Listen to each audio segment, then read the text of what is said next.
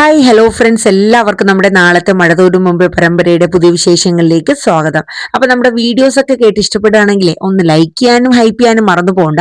ഒപ്പം നമ്മുടെ ചാനൽ ആദ്യമായിട്ടാണ് കാണുന്നതെങ്കിൽ ഒന്ന് സബ്സ്ക്രൈബ് ചെയ്തൂടെ സപ്പോർട്ട് ചെയ്യുക.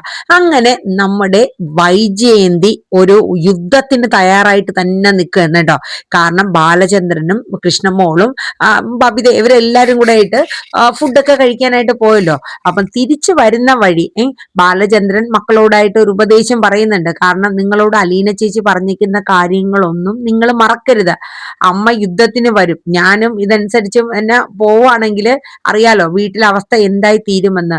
അപ്പൊ അമ്മ പറയുന്നത് കേട്ടില്ല. പണ്ട് അലീന ചേച്ചി എങ്ങനെയായിരുന്നു, എന്ത് പറഞ്ഞാലും തിരിച്ച് ഒരക്ഷരം അവള് മിണ്ടത്തില്ല. ആ ഒരു രീതി നിങ്ങളും പിന്തുടരുന്നതായിരിക്കും നമുക്ക് നല്ലത്. കാരണം എന്ന് വെച്ചാൽ നിങ്ങളുടെ അമ്മയുടെ അഹന്ത ഒരിക്കലും മാറാൻ പോണില്ല. നമുക്കെങ്കിലും ഒന്ന് താന്നു കൊടുക്കുക എന്നുള്ള രീതിയിൽ മക്കളെ ഒന്ന് ഉപദേശിക്കുകയാണ്. കാരണം എന്ന് വെച്ചാൽ അച്ഛന്റെ ഒപ്പം നിന്ന് കൃഷ്ണയാണെങ്കിലും ബബിതയാണെങ്കിലും അമ്മയെ കുറ്റപ്പെടുത്താനായിട്ട് മുന്നിട്ട് തന്നെ നിൽക്കുകയാണ്. കാരണം അമ്മ അച്ഛനെ ഒരു കാര്യവും പറഞ്ഞ് കുറ്റപ്പെടുത്തുന്നത് അവര് മൂന്നുപേരും സഹിക്കുകയില്ല, അവര് മൂന്നുപേരും വിട്ടുകൊടുക്കത്തുമില്ല. ആ ഒരു രീതിയാണ്. അപ്പൊ അത് ഒത്തിരി വേണ്ട എന്നുള്ളതാണ് നമ്മുടെ ബാലചന്ദ്രൻ മക്കളെ പറഞ്ഞ് മനസ്സിലാക്കണേ. അങ്ങനെ വൈജയന്തി കാത്തു നിൽക്കുകയാണ്. കാരണം ഇത്രയും ഫുഡും കാര്യങ്ങളൊക്കെ ഉണ്ടാക്കി വച്ചിട്ടും അതൊന്നും കഴിക്കാണ്ട് എന്നെ തോൽപ്പിക്കാനായിട്ടാണ് ബാലചന്ദ്രൻ മക്കളെയും കൊണ്ട് പോയി എന്നുള്ളത് മനസ്സിൽ ഇങ്ങനെ ആലോചിച്ച് വൈജയന്തി ഇങ്ങനെ ദേഷ്യപ്പെട്ടേനെ കേട്ടോ. ആ സമയത്ത് അവരെല്ലാരും വന്നു കഴിഞ്ഞപ്പോഴത്തേക്കും വൈജയന്തി ബാലചന്ദ്രനോടും എന്നെ തോൽപ്പിക്കാനായിരിക്കും അല്ലെ ഈ ഒരു പോക്ക് എന്നിങ്ങനെ ബാലചന്ദ്രനോട് ചോദിക്കണം. അപ്പോഴേക്കും ബാലചന്ദ്രൻ പറഞ്ഞു, നിന്നെ തോൽപ്പിക്കാനോ? അതിന് നിന്നെ തോൽപ്പിക്കാൻ ഞാനും നീയും തമ്മിൽ എന്ത് ബന്ധമാ? അപ്പം വൈജയന്തി ചോദിച്ചു, അതെന്താ ഞാനും നിങ്ങളും തമ്മിൽ ഒരു ബന്ധവും ഇല്ലേ? എന്റെ മനസ്സില് നീ എന്നേ മരിച്ചു, ഒരാത്മാവായിട്ട് പോലും ഞാൻ നിന്നെ എന്റെ മനസ്സിൽ കാണുന്നില്ല. പിന്നെയാണ് ഞാൻ നിന്റെ അടുത്ത് പറയായോ അല്ലെങ്കിൽ നിന്റെ അടുത്ത് പറഞ്ഞിട്ട് ഉത്തരം നിന്റെ അനുമതി മേടിച്ചിട്ട് അങ്ങോട്ടോ ഇങ്ങോട്ടോ പോകേണ്ട കാര്യമൊന്നും എനിക്കില്ല. പിന്നെ എന്റെ മക്കളെ അവരുടെ മനസന്തോഷത്തിന് വേണ്ടിയിട്ട് ഞാനൊന്ന് പുറത്തു കൊണ്ടേ, അതിന് നിന്റെ അനുമതി വാങ്ങേണ്ട കാര്യം ഈ ബാലചന്ദ്രനില്ല. ഇതൊക്കെ കേട്ട് കഴിഞ്ഞപ്പോ വൈജയന്തിക്ക് മുഖത്തടിയേറ്റണം കാവ്യാണ്. അപ്പൊ വൈജയന്തി ചോദിച്ചു, ബാലചന്ദ്രൻ എന്താ പറഞ്ഞു വരുന്നത്? ഞാൻ ബാലചന്ദ്രന്റെ ആരുമല്ല, ഞാൻ നിങ്ങളുടെ ആരുമല്ല. അത് ചോദിക്കുന്നത് ശരിക്കും ഉള്ളിന്ന് തട്ടി തന്നെയാണ് വൈജയന്തി ചോദിക്കുന്നത്. അതായത് എന്റെ മനസ്സിൽ പോലും നിന്റെ ഒരു ആത്മാവിന് പോലും സ്ഥാനം ഇല്ല എന്ന് പറയുമ്പോ, അപ്പോ ഞാൻ ആരുമല്ല എന്നൊരു ഇടറിയ ഒച്ചയില് ഉള്ളിന്ന് ചോദിക്കുന്ന ഒരു ചോദ്യമാണ് വൈജയന്തി. കാരണം അത് മനസ്സറിഞ്ഞ് ചോദിക്കണ തന്നെയാണ്. അപ്പൊ ബാലചന്ദ്രൻ പറയുന്നുണ്ട്, അല്ല ഇല്ല, എന്റെ മനസ്സില് നിനക്ക് ഒരു സ്ഥാനവും ഇല്ല. ഞാൻ നിന്നെ ഒരു രീതിയിലും കാര്യമായിട്ട് അംഗീകരിക്കാനും പോകുന്നില്ല എന്നത് എന്നെ ഇങ്ങനെ പറയണം കേട്ടോ. ഇതൊക്കെ കേട്ടിട്ട് വൈജയ്ക്ക് ഭയങ്കര സങ്കടം. എന്നിട്ട് ബാലചന്ദ്രൻ കയറി പോവേണ്. അപ്പോഴേക്കും വൈജയന്തി ആ ദേഷ്യം മൊത്തം മക്കളെടുത്ത് തന്നെ. അപ്പോഴേക്കും രോഹിത് കയറിപ്പോയി. കാരണം എന്ന് വെച്ചാൽ ഇതിനൊക്കെ മറുപടി പറയല് എന്നെ കൊണ്ട് പറ്റുന്ന ഒരു കാര്യമല്ല എന്നുള്ളത് ഇങ്ങനെ പറയണ. അങ്ങനെ ബബിതയുടെ നേരെയും കൃഷ്ണമോളുടെ നേരെയും വൈജയന്തി അങ്ങ് തിരിഞ്ഞു. എന്നിട്ട് പറഞ്ഞു, നീയൊക്കെ ചേർന്ന് നിന്റെ അച്ഛനെയും കൂട്ടുപിടിച്ച് ഏതോ ഒരു വേലക്കാരി എവിടെ പിഴച്ചു പറ്റുണ്ടായവള് അവള് പറയണതും കേട്ട് എന്റെ നേരെ തിരിയാനാണെങ്കിൽ അത് ഇവിടെ നടക്കില്ല. ഈ വൈജയന്തി ആരാണെന്ന് നീയൊക്കെ അറിയാൻ പോകണേ ഉള്ളൂ എന്നൊക്കെ പറഞ്ഞിട്ട് ബബിതേനെ കൃഷ്ണനെ ഉരുട്ടി മറിക്കും കണക്കാക്കുകയാണ്. പക്ഷെ അവരും വിട്ടുകൊടുക്കില്ല. കൃഷ്ണമോളാണെങ്കിൽ ഒന്ന് രണ്ട് ഡയലോഗൊക്കെ തിരിച്ചു കൊടുക്കുന്നുണ്ട് നമ്മുടെ വൈജയന്തിക്ക്. അങ്ങനെ ഭയങ്കര രീതിയിൽ വൈജയന്തിക്ക് ഒരു ഇൻസൾട്ടിങ് തന്നെ ആയി പോവുകയാണ്. കാരണം എന്ന് വെച്ചാൽ ബാലചന്ദ്രനും മക്കളും ഒറ്റ കയ്യാൽ നിന്നുകൊണ്ട് വൈജയന്തിയെ നേരിട്ട് അങ്ങ് അടിച്ചമർത്തുക എന്നുള്ള രീതിയാണ്. പക്ഷെ വൈജ വിട്ടുകൊടുക്കൂല. കാരണം എന്ന് വെച്ചാൽ വൈജയുടെ ഒരു സ്വഭാവ രീതി വെച്ചിട്ട് വൈജയന്തി വിട്ടുകൊടുക്കാൻ ഒരു ചാൻസും ഇല്ല. അങ്ങനെ അവര് വൈജയന്തി ആ ആട്ടും പോലെയുള്ള സംസാരമൊക്കെ കേട്ടിട്ട് അവസാനം ബബിതയും കൃഷ്ണമോളും ഗതിയിട്ട് അവരുടെ റൂമിലോട്ട് പോവുകയാണ്. പക്ഷെ വൈജയന്തി ആ നിമിഷം മനസ്സിൽ ആലോചിക്കുന്നുണ്ട്, ഇതിങ്ങനെ വിട്ടാ പറ്റില്ല, ഇതെല്ലാം അവൾ ഒറ്റ ഒരുത്തി കാരണമാണ്. അങ്ങനെ വൈജയന്തി മനസ്സിൽ ചില കണക്ക് കൂട്ടലുകളൊക്കെ കൂട്ടിക്കൊണ്ടിരിക്കുകയാണ്. കാരണം എന്ന് വെച്ചാൽ ഇത് എവിടം വരെ പോകുമെന്ന് എനിക്ക് അറിയണം. ഞാൻ അങ്ങനെ തോറ്റു തുന്നാൻ പാടാൻ ഈ വൈജ ഒരുക്കമല്ല. കാരണം വൈജ ആരാണ് എന്താണെന്നുള്ളത് ഞാൻ കാണിച്ചു കൊടുക്കാം. എനിക്കറിയാം എന്റെ മക്കളെയും ഭർത്താവിനെയും നിലയ്ക്ക് നിർത്താൻ എന്ന രീതിയിലൊക്കെ കണക്ക് കൂട്ടിയിരിക്കുകയാണ്. അപ്പൊ ഇതേ സമയം നമ്മുടെ അലീന നമ്മുടെ പൗലോസുമായിട്ടൊന്ന് ഏറ്റുമുട്ടുന്നുണ്ട് കേട്ടോ. കാരണം ഈ പൗലോസിനോട് ഒരു പ്രാവശ്യം ഒന്ന് രണ്ട് പ്രാവശ്യം അലീന പറഞ്ഞതാണ്, അച്ഛന്റെ ആ പണം സമ്പാദ്യങ്ങളൊന്നും പാഴാക്കി കളയുന്നതിനോട് എനിക്ക് താല്പര്യമില്ല. ആവശ്യത്തിന് സാധനങ്ങൾ ഉപയോഗിക്കാം. ഒരു പാവപ്പെട്ട ഒരാൾക്ക് കൊടുക്കുന്നതിൽ തെറ്റൊന്നുമില്ല. പക്ഷെ തൂക്കാനും തുടയ്ക്കാനും വരുന്ന ഒരു വേലക്കാരിക്ക് വേണ്ടി ദിവസവും അരിയും സാധനങ്ങളും ഒക്കെ അങ്ങനെ കൊടുത്ത് പൂഴ്ത്തി വെച്ച് കൊടുക്കും പോലെയുള്ള ഒരു ഇത് അലീനക്ക് അത്ര ഇഷ്ടമല്ല. അപ്പം അതേ ദിവസം തന്നെ വീണ്ടും ഈ പൗലോസ് ആ വേലക്കാരിക്ക് വേണ്ടിയിട്ട് കുറച്ച് അരിയും സാധനങ്ങളൊക്കെ ഇങ്ങനെ കിറ്റിലാക്കി കൊടുത്തു വിടുന്നുണ്ട്. അപ്പൊ അവര് വേണ്ടാന്നൊക്കെ പറഞ്ഞാലും അലീന നോക്കി നിൽക്കെ തന്നെ പൗലോസ് ഈ വേലക്കാരിക്ക് കൊടുക്കുകയാണ്. ഇത് കേട്ടപ്പോ അലീന പറഞ്ഞു, പൗലോസ് ഏട്ടാ, ഇത് ഇനി ഇവിടെ പറ്റില്ല. എന്റെ പപ്പയുടെ കാശ് അങ്ങനെ അനാവശ്യമായിട്ട് കളയേണ്ട കാര്യമൊന്നുമില്ല. ഓരോ പൈസയ്ക്കും അതിൻ്റെതായ വിലയുണ്ട്, മൂല്യമുണ്ട്. അതുകൊണ്ട് പൗലോസ് ഏട്ടൻ ആ വെച്ച കിറ്റിലെ സാധനങ്ങൾ തിരിച്ചെടുത്ത് വെച്ചിട്ട് ഇനി പണി ചെയ്താൽ മതി എന്ന് അലീന പറയണ. അത് കേട്ടപ്പോ പൗലോസ് പറഞ്ഞു, അതെ മോളെ, ആ ഒരു കേസിന് പൗലോസിനെ കിട്ടില്ല എന്ന് തന്നെ പൗലോസ് അങ്ങ് പറയണ. അപ്പം പറഞ്ഞു, പൗലോസ് ഏട്ടൻ ഇനി അതെടുത്ത് മാറ്റിയിട്ട് ഇവിടെ പണി ചെയ്താൽ മതി എന്ന് പറഞ്ഞു. പൗലോസിന് ഇത് അങ്ങോട്ട് ദേഷ്യം വന്നു. ഈ സ്റ്റാൻലി കേണൽ സാബിനെ കാട്ടിലും പേടിക്കണമല്ലോ എവള് ഇന്നലെ വന്നവളെന്നുള്ള രീതിയിൽ പൗലോസ് നേരെ സ്റ്റാൻലിയുടെ അടുത്ത് ചെല്ലുകയാണ്. ചെന്നിട്ട് അവിടെ ഒരു 8 മുനയൊക്കെ ചേർത്തിട്ട് എന്തൊക്കെയോ അലീനയെ കുറിച്ച് കുറ്റങ്ങളൊക്കെ പറഞ്ഞു കൊടുക്കുകയാണ്. സ്റ്റാൻലി നേരെ കിച്ചണിലോട്ട് വരണം. വന്നു കഴിഞ്ഞിട്ട് അലീനയുടെ അടുത്ത് ചോദിക്കണം, ഇവിടെ എന്താ പ്രശ്നം? അപ്പൊ അലീന ഓരോന്നായിട്ട് പറയുന്നുണ്ട്. ഇങ്ങനെ ആ സാധനങ്ങളൊക്കെ ആ പപ്പ അറിയാണ്ട് കുറെ സാധനങ്ങളൊക്കെ ഇങ്ങനെ ഓരോരുത്തർക്ക് കൊടുത്തു തീർക്കുന്നു. അങ്ങനെ അനാവശ്യമായിട്ട് എന്തിനാ കളയണത്? ആവശ്യത്തിന് എന്തെങ്കിലുമൊക്കെ കൊടുത്ത് അങ്ങനെ ആക്കിയാൽ പോലെ. ഇത് എവിടെ എന്നും പതിവാണ്. കുറെ സാധനങ്ങളൊക്കെ പാഴാക്കി കളയുന്നുണ്ട്. പച്ചക്കറിയൊക്കെ അനാവശ്യമായിട്ട് അഴുകി കളയുന്ന രീതിയിലൊക്കെ ഇവിടെ മേടിച്ചു കൂട്ടുന്നുണ്ട്. പപ്പയ്ക്ക് ഇതിനൊന്നും ഒരു ഇതില്ല എന്നൊക്കെ പറഞ്ഞ് അലീന പറയണ്.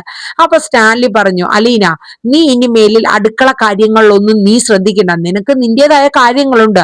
അതുകൊണ്ട് അടുക്കള കാര്യങ്ങളൊക്കെ ഞാൻ പൗലോസിനെ ഏൽപ്പിക്കുന്നു, മറ്റു കാര്യങ്ങൾ ആന്റപ്പനെ ഏൽപ്പിക്കുന്നു. അതിലൊന്നും നീ ഇടപെടേണ്ട കാര്യമില്ല. കുറച്ച് അരി സാധനങ്ങൾ ഒരു പാവപ്പെട്ടവർക്ക് കൊടുത്തു എന്നും പറഞ്ഞ് നീ ഇത്രയേറെ കിടന്ന് ഷൗട്ട് ചെയ്യേണ്ട കാര്യമില്ല എന്നൊക്കെ ഇവരുടെ മുന്നിൽ വെച്ച് പറയണം. എന്നിട്ട് അലീനയുടെ അടുത്ത് പോകാൻ പറയണം. അങ്ങനെ അലീന റൂമിലോട്ട് പോവേണം.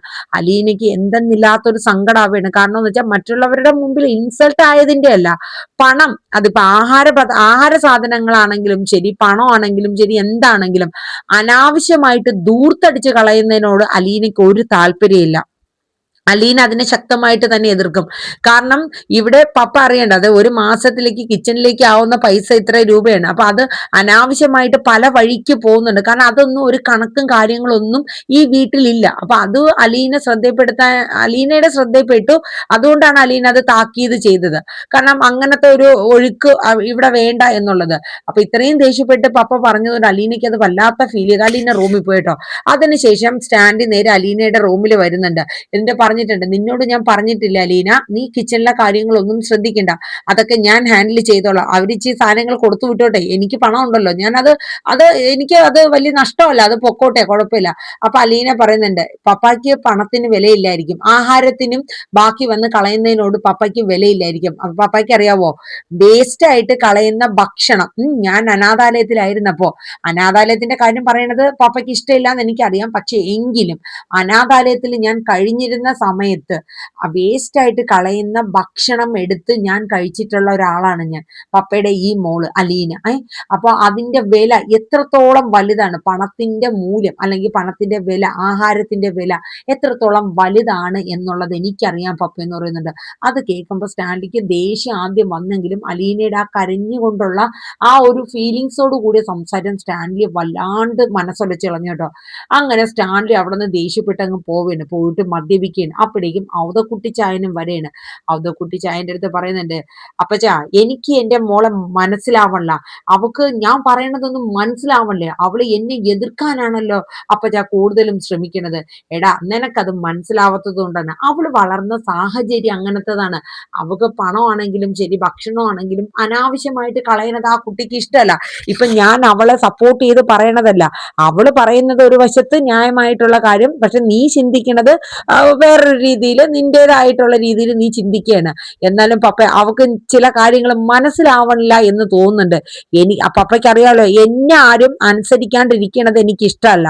ഞാൻ പറയണ കാര്യങ്ങൾ തിരിച്ച് എന്നോട് എതിർത്ത് അവള് പറയുമ്പോൾ എനിക്കത് ഒട്ടും അംഗീകരിച്ചു കൊടുക്കാനും പറ്റുന്നില്ല പപ്പ എന്നൊക്കെ പറയുന്നുണ്ട്.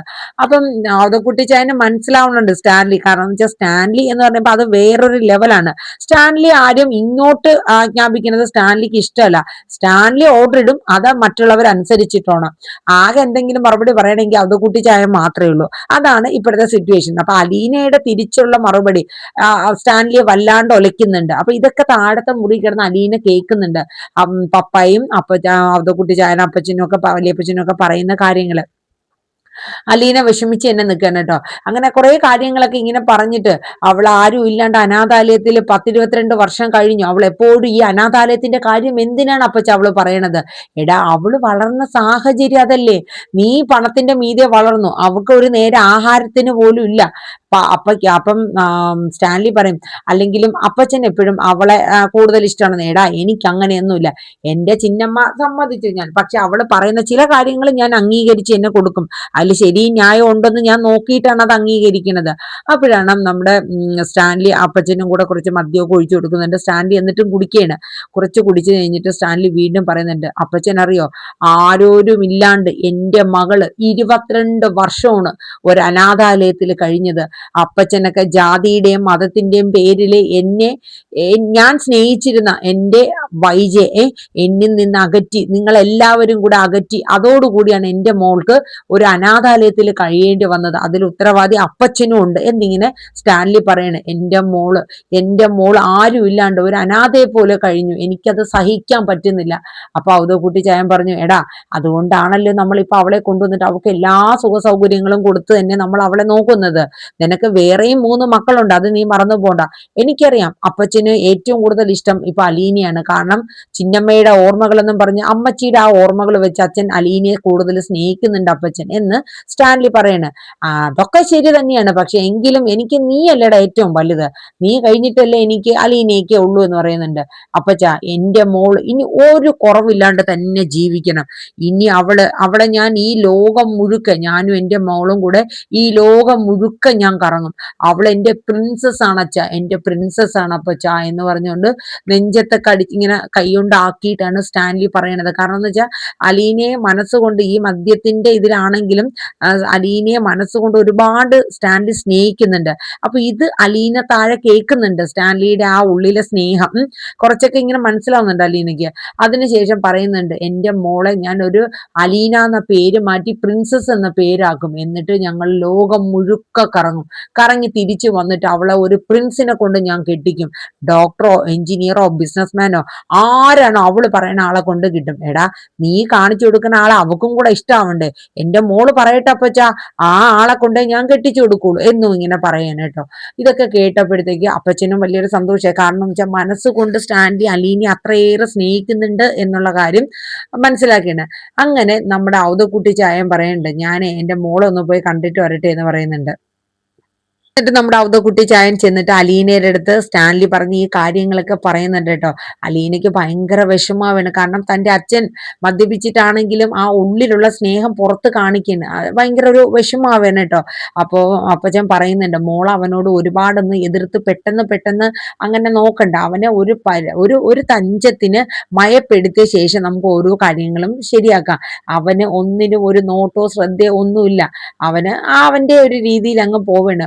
അവരെ വേലക്കാരാണെങ്കിൽ അവരെ രീതിയിൽ അങ്ങനെയൊക്കെ പോവാണ് എന്നുള്ളതൊക്കെ ഇങ്ങനെ പറയുന്നുണ്ട് കേട്ടോ.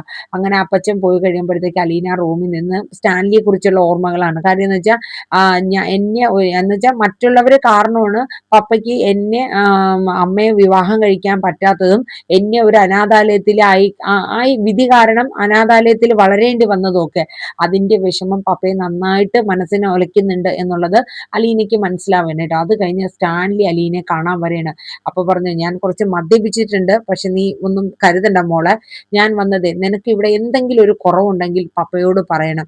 അപ്പോൾ അലീനയുടെ മനസ്സിലൊരു ഇതുണ്ടായിരുന്നു. അതായത് എനിക്ക് പണമോ പദവിയോ അല്ലെങ്കിൽ വേറെ വസ്ത്രങ്ങളോ സ്വർണമോ ഒന്നും വേണ്ട, പപ്പയുടെ സ്നേഹം ചേർത്ത് പിടിച്ച് മോളെ എന്ന് പറയണ ആ ഒരു സ്നേഹം, അത് മാത്രമാണ് എനിക്ക് വേണ്ടത് എന്ന് അലീനയ്ക്ക് പറയണമെന്നുണ്ടായിരുന്നു.